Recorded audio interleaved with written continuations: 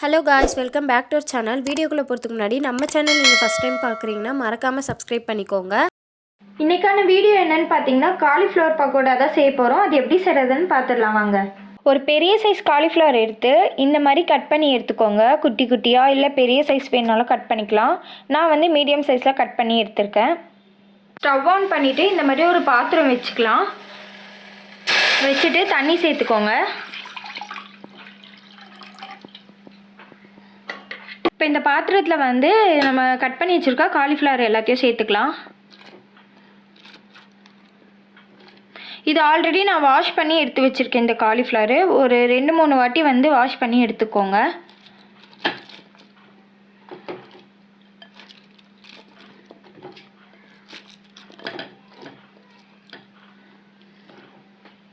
இப்போ இதில் 1/4 ஸ்பூன் அளவு உப்பு சேர்த்துக்கோங்க.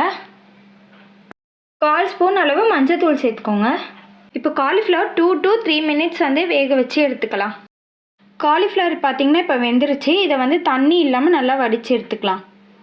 இப்போ தண்ணி இல்லாமல் நல்லா வடிகட்டி எடுத்தாச்சு. இப்போ மசாலா ரெடி பண்ணி எடுத்துக்கலாம் வாங்க. 1/2 ஸ்பூன் அளவு மிளகாத்தூள் சேர்த்துக்கோங்க. இல்லைன்னா நீங்கள் 65 மசாலா கூட சேர்த்துக்கலாம். 1/4 ஸ்பூன் அளவு மிளகுத்தூள் சேர்த்துக்கோங்க. நான் நல்லா ரெட் கலரில் வரணுன்றதுக்காக காஷ்மீரி சில்லி பவுடர் சேர்த்துக்கிறேன். நீங்கள் ஃபுட் கலர் இருந்தால் கூட சேர்த்துக்கோங்க. 1 ஸ்பூன் அளவு மல்லித்தூள் சேர்த்துக்கோங்க. ஒரு 1/4 ஸ்பூன் அளவு கரம் மசாலா சேர்த்துக்கோங்க.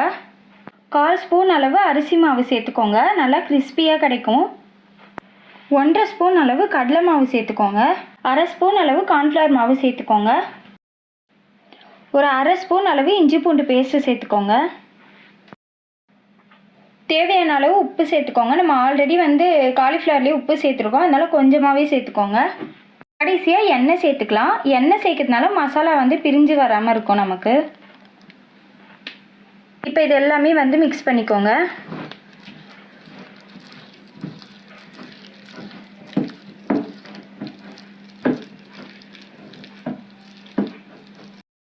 இப்போ வந்து இந்த மசாலாவில் கொஞ்சமாக வந்து தண்ணி சேர்த்துக்கலாம். நல்லா கலந்து விட்டுக்கோங்க கை விட்டு.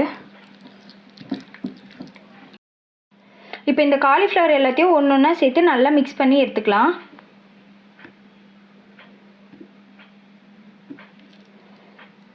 இந்த மாதிரி நல்லா மிக்ஸ் பண்ணிக்கோங்க.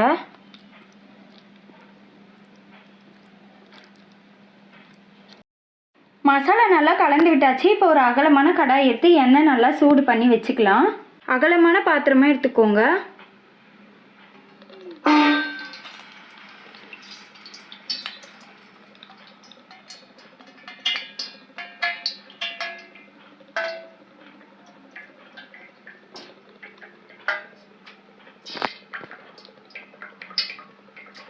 எண்ணெய் நல்லா வந்து கொதிக்கட்டும். நல்லா கொதிக்கும் போது போட்டால் தான் நல்லா ஃப்ரை ஆகி வரும் நமக்கு. எண்ணெய் நல்லா கொதிச்சிச்சு. இப்போ வந்து காலிஃப்ளவர் நம்ம சேர்த்துக்கலாம்.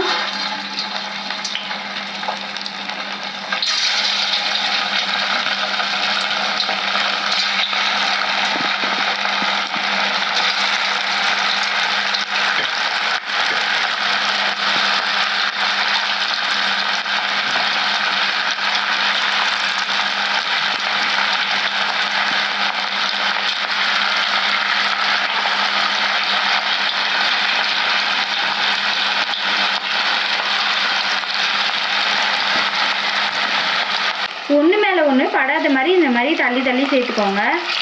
அப்போ தான் ஒட்டாமல் வரும். எடுக்கவும் நமக்கு ஈஸியாக இருக்கும். எண்ணெய் நல்லா கொதிச்சுட்டு இருக்கும்போதே கொஞ்சமாக கருவேப்பிலை சேர்த்துக்கோங்க.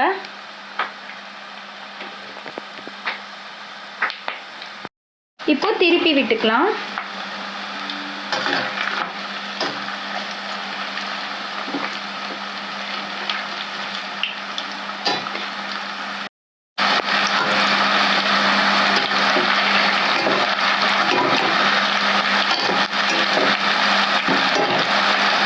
அவ்வளோதான், காலிஃப்ளவர் வந்து ரெடி ஆயிடுச்சு. எண்ணெய் இல்லாமல் நல்லா வடித்து எடுத்துக்கலாம்.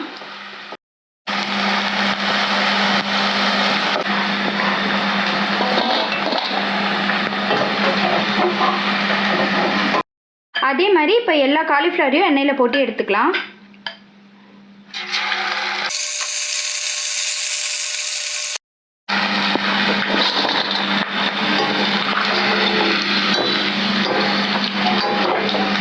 சூப்பராக நம்மளோட காலிஃப்ளவர் பக்கோடா ரெடி ஆயிடுச்சு. சேம் மெத்தட்லேயே நீங்களும் ட்ரை பண்ணி பாருங்கள். நம்ம சேனல் ஃபஸ்ட் டைம் பார்க்குறீங்கன்னா மறக்காமல் சப்ஸ்கிரைப் பண்ணிக்கோங்க. தேங்க்ஸ் ஃபார் வாட்சிங்.